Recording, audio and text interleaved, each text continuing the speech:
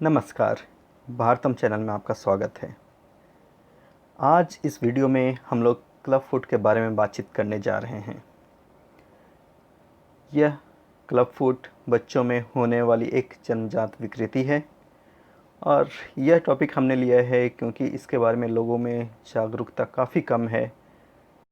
Club foot का इलाज है, लेकिन आज भी 6 में से 5 बच्चे इलाज होने के बावजूद भी इलाज नहीं करवा पाते हैं। लोगों के अंदर जानकारी नहीं है, लोगों को इसके बारे में पता नहीं है, इलाज कहाँ पे करवाना है, कैसे करवाना है। तो यह वीडियो आज उन लोगों के लिए है जिनके पास इसके बारे में कोई आइडिया नहीं है, कहाँ कैसे इलाज करवाना है। तो आइए हम सभी मिलकर लोगों को इसके बारे में बताएं, लोगों को जागरूक करें। ऐसे बच्चे जो क्लब फुट के साथ जन्म लेते हैं, उनके माता पिता को एक ख़ास ध्यान देना है कि इन बच्चों को इलाज के लिए जल्दी से जल्दी डॉक्टर के पास लेकर जाना है। जितनी जल्दी इलाज के लिए ले जाएंगे उतनी जल्दी इनको ठीक होने में ये मदद करेगा।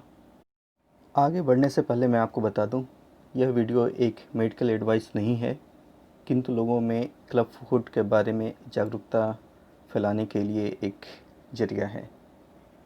अब हम क्लब फुट या बच्चों में जन्म से पैरों में होने वाली विकृति के बारे में कुछ तथ्यों पर गौर करते हैं।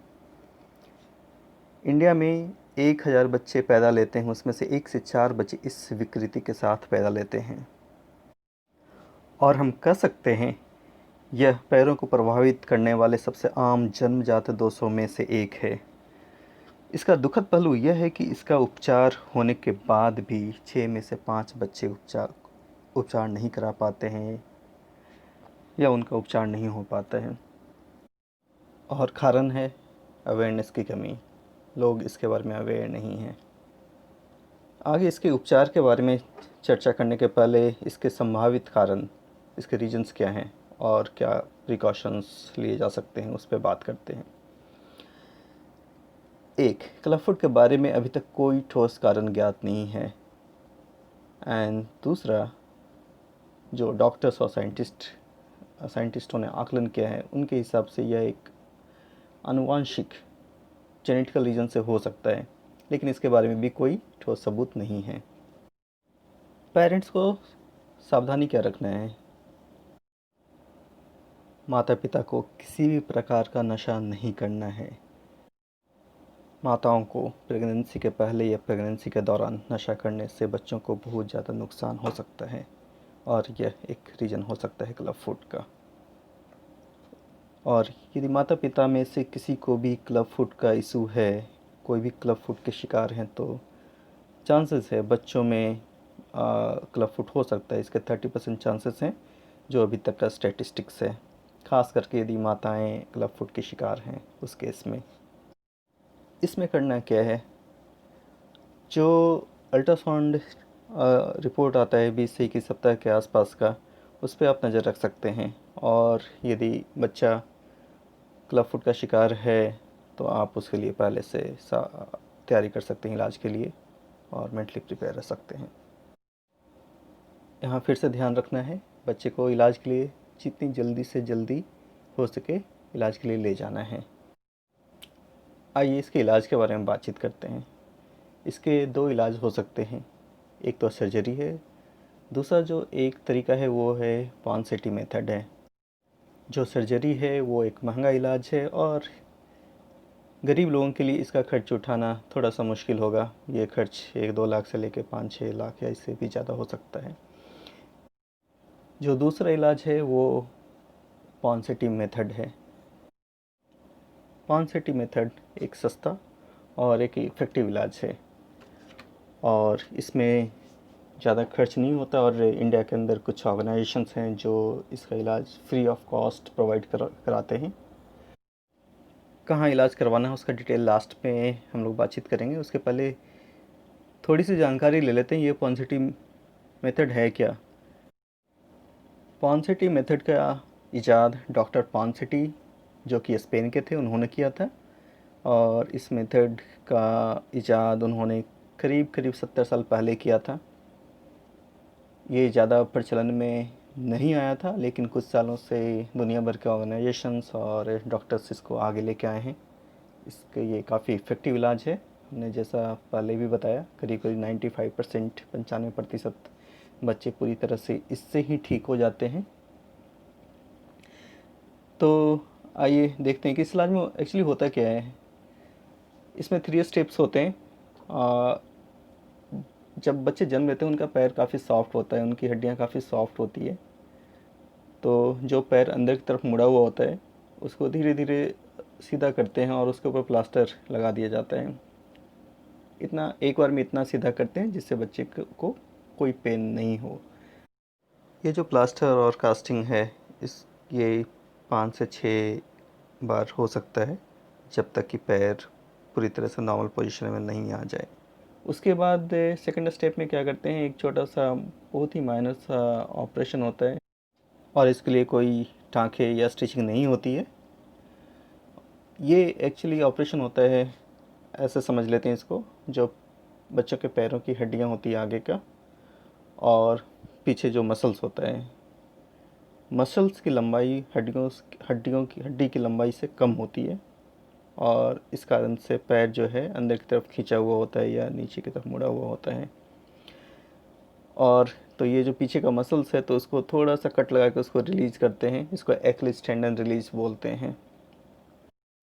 ये सेकंड स्टेप है और इसके बाद भी कुछ दिनों तक प्लास्टर कंटिन्यू रह सकता है। जो तीसरा स्टेप है वो है ब्रेसिंग। ब्रेसिंग में क्या होता है, एक ख़ास तरह का जूता होता है। इन शूज़ को बच्चों को 2 साल से लेकर 5 सालों तक पहनना होता है, डिपेंडिंग ऑन पैर में कितना ज़्यादा इशूज़ था, कितना मुड़ा हुआ था। ये डॉक्टर डिसाइड करते हैं रेगुलर चेकअप के दौरान कब तक शूज़ ये पहनना है। तो ये रही इसके इलाज के बारे में बातें। हाँ, अब आते हैं कि इसका इलाज करवाना कहाँ पे है। तो इसके लिए इंडिया में 2 ऑर्गेनाइजेशंस हैं जो काम करती हैं। एक है क्योर इंटरनेशनल इंडिया ट्रस्ट, इसका नंबर वीडियो में दिया हुआ है, इसका वो डिटेल। इसका जो ऑफिस एड्रेस है A3Y149 जनकपुरी न्यू दिल्ली 110058। और दूसरा है miracle feet foundation for eliminating club foot. इन दोनों ये 2 जो ऑर्गेनाइजेशंस हैं, इनके ऑफिसेस, इनके सेंटर्स करीब करीब इंडिया के हर स्टेट में हैं। आप इनके नंबर पे फ़ोन कर सकते हैं ये और पता कर सकते हैं कि कहाँ पे इनका ऑफिस है, वहाँ पे इलाज करवा सकते हैं।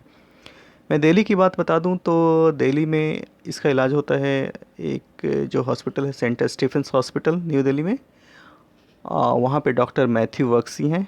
वो इसके साथ साथ पोलियो के इलाज के भी पायनियर रहे हैं इंडिया में और ये क्योर इंटरनेशनल के साथ जुड़े हुए हैं। और ये क्लब फुट के लिए कह सकते हैं ये बच्चों के लिए भगवान हैं। तो आप ये जो फ़ोन नंबर्स हैं, एड्रेस नोट करके रख लीजिए। किसी को भी काम आए, किसी को भी ज़रूरत पड़ने पे आप उनके साथ शेयर कर लीजिए। और अंत में एक बहुत ही इम्पॉर्टेंट एस्पेक्ट पे बात करते हैं। हमने क्लब फुट के बारे में बातचीत की और उसके रीजन्स पे बातचीत की। यदि किसी बच्चे में क्लब फुट के साथ साथ कुछ जेनेटिकल रीजन्स हैं तो वो एक अलग से एक इशू है, काफ़ी सेंसिटिव इशू है। उसके लिए हम एक अलग से नेक्स्ट वीडियो में उस पर बातचीत करेंगे। और ये जो जेनेटिकल इशू की बात कर रहे हैं, इसको हम लोग डाउन सिंड्रोम के नाम से जानते हैं।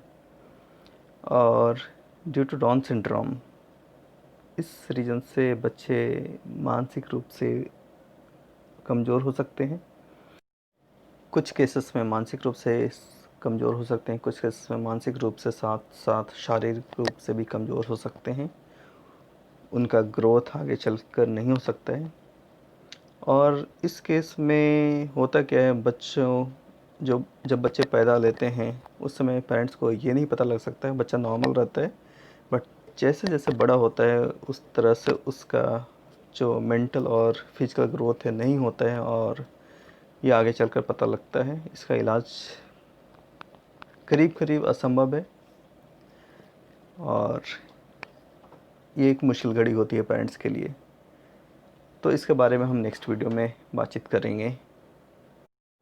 नेक्स्ट वीडियो के लिए आप चैनल को सब्सक्राइब कर लीजिए। Thank you.